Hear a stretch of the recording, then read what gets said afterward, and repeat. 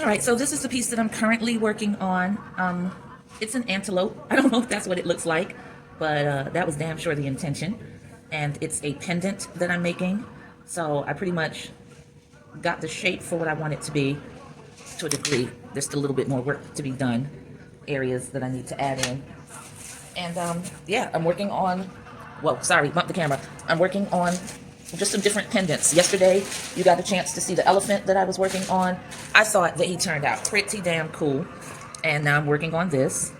And no particular rhyme or reason, just whatever pops into my head. And it wasn't even really, to tell you the truth, to be 100% real, it wasn't even really an antelope that I was looking for. I saw this other animal that is, looks to be in that family with these amazing curved antlers. Like, oh my God, just so beautiful.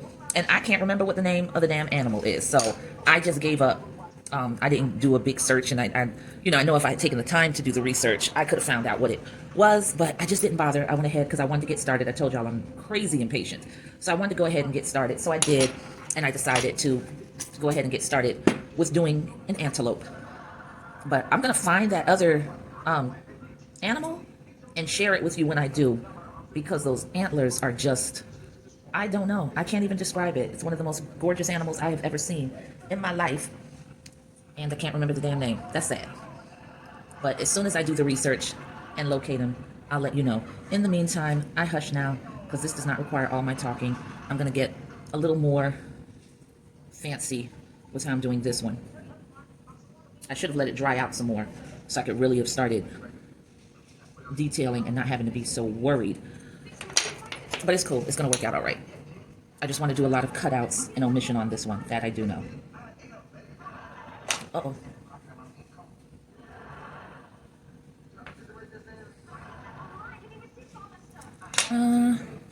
Might be best for me to use a loop tool for this, one of the tiny ones, and pull out the material. I don't think slicing is going to be what's going to get it for me.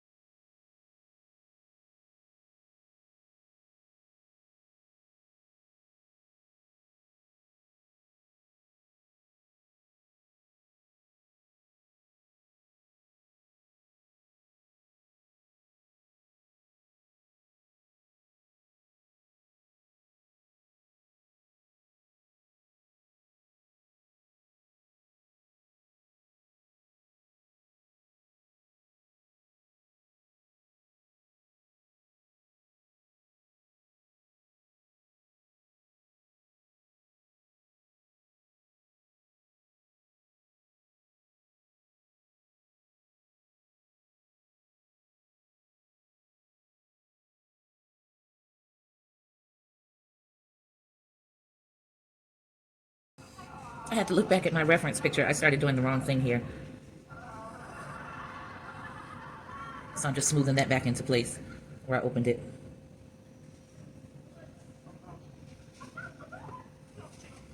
I'm actually going to put a little piece of really, really soft clay over that so that I can take away the memory of what I did for the clay.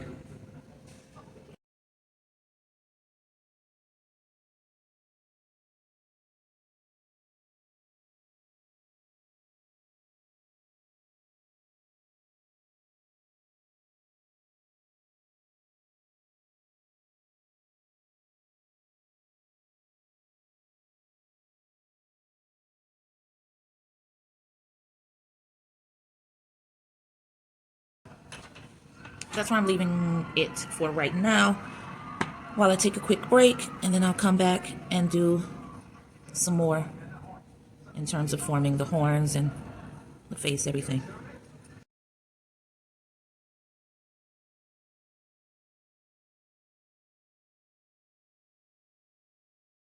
Hey y'all, I was sculpting for like a little second and forgot to press record, so here we are. I hush now because I'm ashamed.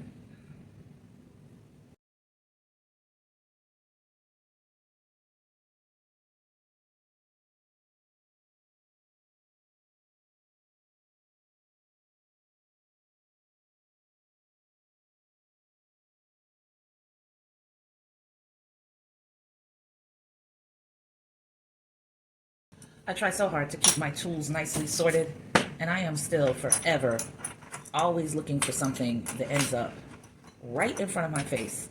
I'm looking for one tiny loop tool that's smaller than this one, and I'm catching it. I'm catching hell trying to find it, and I know like it's right here because where else would I be? I was using so easy for me to overlook stuff. So I try to point my tools all in the same direction so I can see what the heck I'm doing.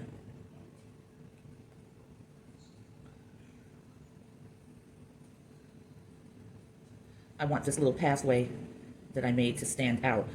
So I'm just taking this tool and chiseling outward so that it gives this area even more of a lift. And then taking that same tool and just dragging along. I'm sorry, my vantage point, I can't see really what I'm showing you if you're able to see how deep the groove is going. So sorry if me holding it up like that meant absolutely nothing because you still couldn't see what was going on. My bad. Painstaking work with these tiny pieces, but I'm enjoying it tremendously. We have such beautiful animals all around the world. It's really incredible when you start checking out different species and doing research when you're looking for a particular animal, and then you start coming across all of the variations. It's crazy. This is an antelope. I don't know what particular kind of antelope. I just looked up one, and the one that appealed to me the most is what I decided to sculpt. But there are so many breeds, and the horns, Lord, this is a simple set of horns because I'm trying to start off slow since I'm just getting into making these really large pendants. I don't know if you're a fan of big jewelry, but I am, have always been, and there's nothing more stunning to me than a statement piece that forces you to look at it because it's large and impressive, so that's what I'm hoping to accomplish here. Nice, large, impressive pieces of these beautiful creatures that roam our planet.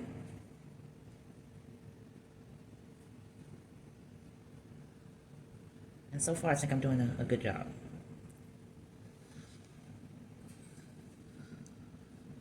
The lighting here is horrible, guys. I'm sorry. So like I said, if I'm showing you certain things and you're not even getting what I'm showing you, it's not you. No, really, it's not you. It's me. And forgive me. I still haven't purchased that overhead light that I so desperately need. But I'll get to it. Money's a little funny right now. Haha, it's hilarious, actually. So, I have to bide my time, and I acquire things as I can. And right now is not the time. But it will be soon enough.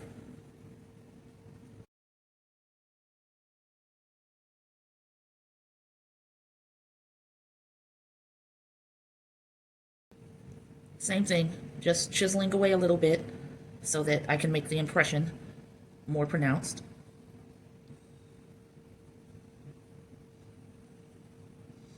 Digging in at an angle with this tool to create the lines that I need on the side there.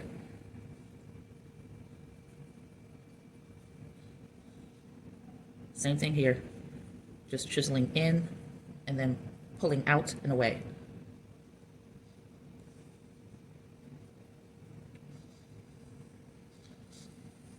All right.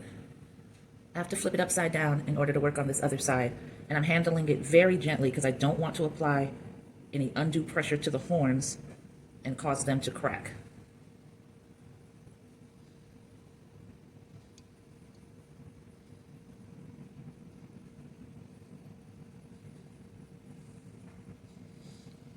And I think what these 2 years of sculpting is preparing me for, beyond a shadow of a doubt, and developing for me, is the patience that's going to be needed once I get my pottery wheel and really start, practicing pottery at home, because I can tell that centering is going to give me a run for my money.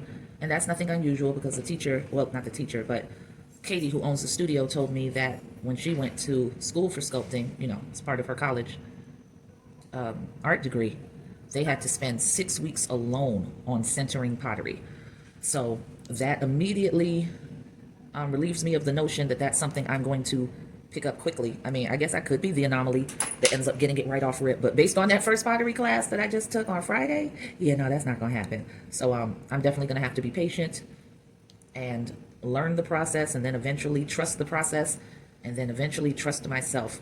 But sculpting pieces like this is definitely preparing me for the patience that I'm going to need, because I thought sculpting would be all the patience I would require. But of course, I had no clue that I was suddenly going to become obsessed with pottery. So that's my life now, watching a whole ton of pottery videos. One teacher in particular, the way that he explains everything really appeals to me. So I go to sleep with those videos on in the hopes that subliminally something is going to settle in while I'm snoozing. And by the time I have my next class, I'll be ready. Now, I just had the damn tool. I put it down for a hot second, and I'll see it again. Oh, remember when I told you I need to keep my tools in the same direction? Because what I tend to do when I'm scanning is I look here for the tool, look here, here, here. A lot of them are double-sided. So the part that I use most, I put up here because that's where my eye goes to first. So I was looking for this one, and instead of it being turned this way, it was turned the other way. And that's the same thing as making it invisible for me. I could not see that. Could not see it at all. So once again, taking this tool,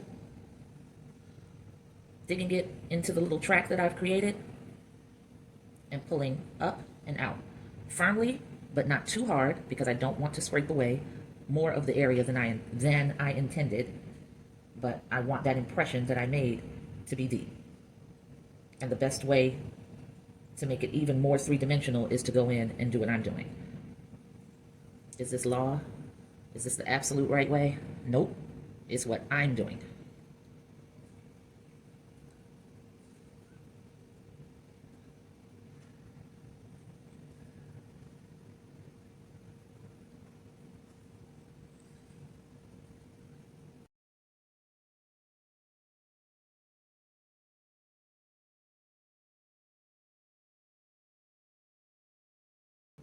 This needs to be pulled in a little more, so I'm coming in on the side and doing exactly that. I'm making my stroke with the scraping a little firmer and pressing inward, because I need that to go in considerably. All right, that's looking real good, real good. I'm pleased with that, very pleased, as a matter of fact.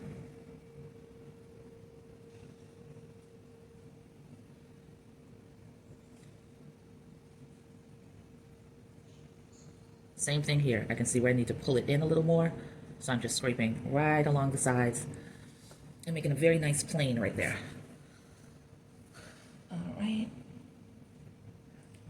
I'm quiet right now because I was looking behind me at the screen. So now, with this particular antelope, he has luscious eyelashes that I did not include because it would just be too delicate, and I don't even want to risk it breaking off. I think his eyes are pretty regardless, so all I'm doing is etching in this line that hoods his eyes, and right here is where his eyelashes would come out. But I think with just putting that line there, once I clean it up, it will, I don't know, give sort of that illusion.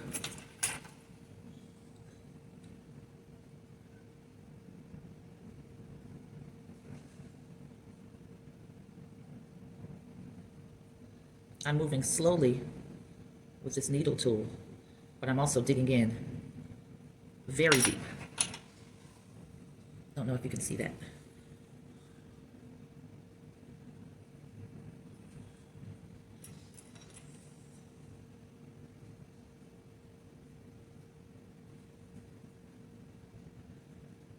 This is me just losing focus and seeing some things as I turn this around and deciding that I want to focus on that area.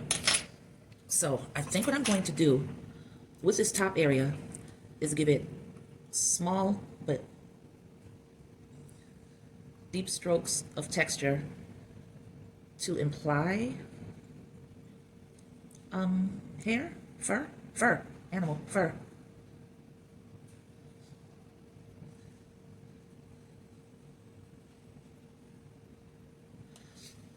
And once again, getting quiet from time to time because I'm looking behind me at the reference photo that's on the screen of my computer. The smarter thing would have been to go grab my iPad out of the room, send the picture to it, and then work with my iPad directly in front of me, because all of this turning around is annoying. I'll do that next time. When I get up and take a break, I'll do that. I'll get the iPad.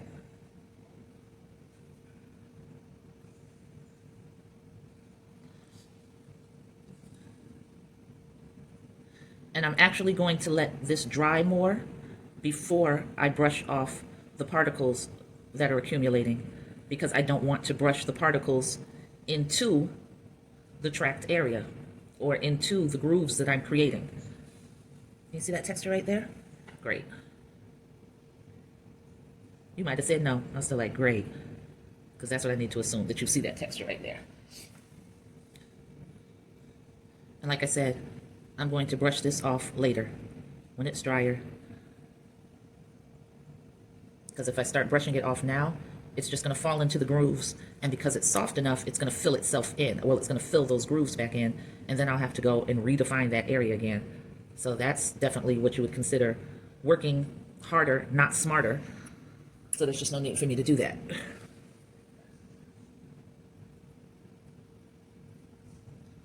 I'm adding some points of fur interest to the ears, just because I want to. Turning this around very gently and doing the same thing on this side.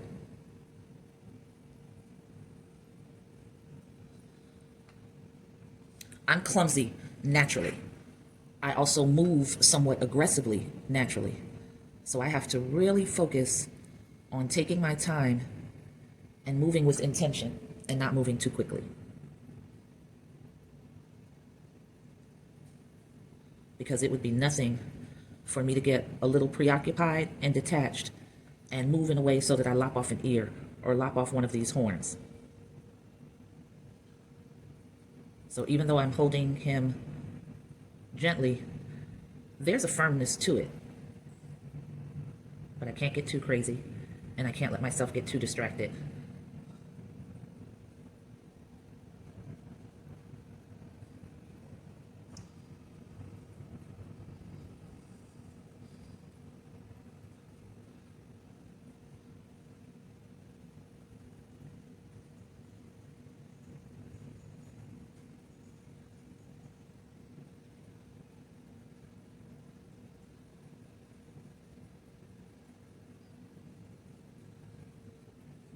Now, I might be doing all of this for nothing. I don't know. Something just told me to dig in a little more deeply, because once I apply the glaze, it might fill in all that I'm doing. And you know what? If it does, oh well, whatever. I know for next time.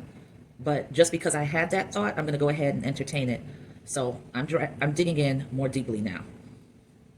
And we'll see what the glaze does when it falls into those crevices. Is it going to pool up and pretty much erase them?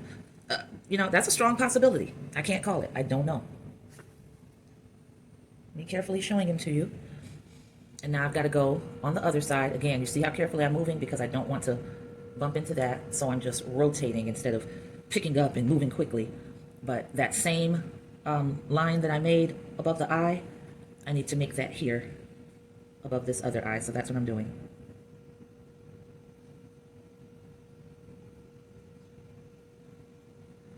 And even though I've spun this around for convenience, turning it upside down actually helps me see it from a different perspective. And I know you illustrators out there do that often to see if you have proportions correct, because everything looks different upside down, and you can usually see flaws where you went wrong once you turn it upside down. Now, what happened right there is there was a little bit of an overhang, and when I tried to create that line, all I did was chip it off. So now I have to go in here with this tool, smooth that area of that eye out, and I've got to redo that etching that I started, that line that I was going to create, because the surface wasn't smooth enough to handle it. So let's try this again.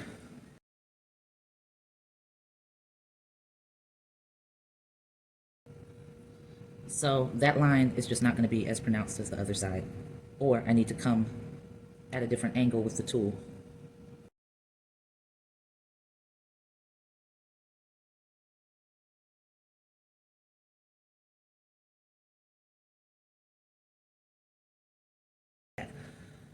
What else was I getting ready to do with him? Oh, I've got to add these same grooves on the other side. So I will do that, still with the needle tool. Just see how that goes. Being very careful of these ears because they are resting against the palm of my hand. And if I forget and go to curl my hand inward, I'm going to press that ear right off and break it. So again, it teaches you how to be aware of what your piece is, what the vulnerable areas are, and it teaches you how to be aware of how you move and how to temper that so that you don't frustrate the hell out of yourself by undoing something that you took a considerable amount of time to do.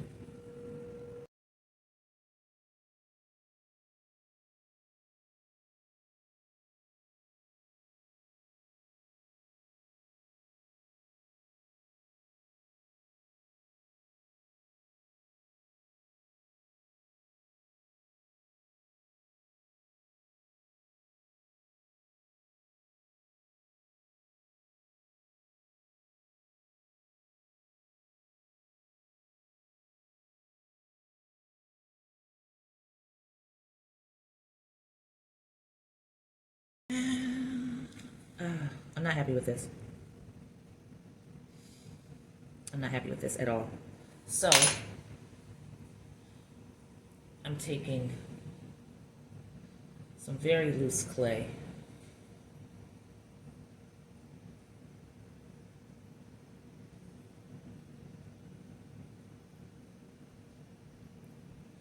Very, very, very moist clay. And massaging it into those gaps. Part of the gaps.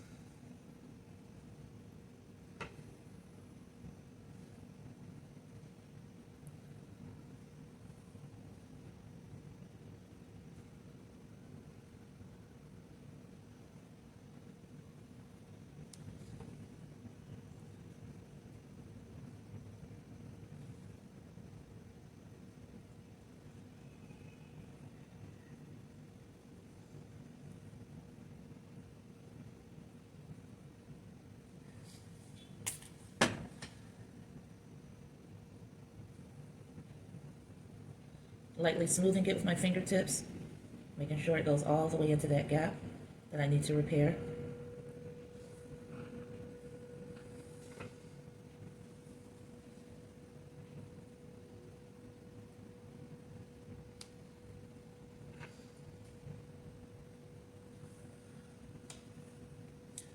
This I'm going to massage in with the tool as soon as I find the tool. And of course it's not clean because, come on, this is me here.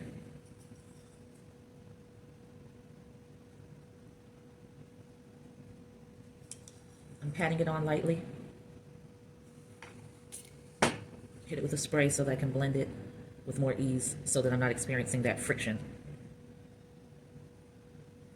Because again, I still have to be careful about the handling of homeboy.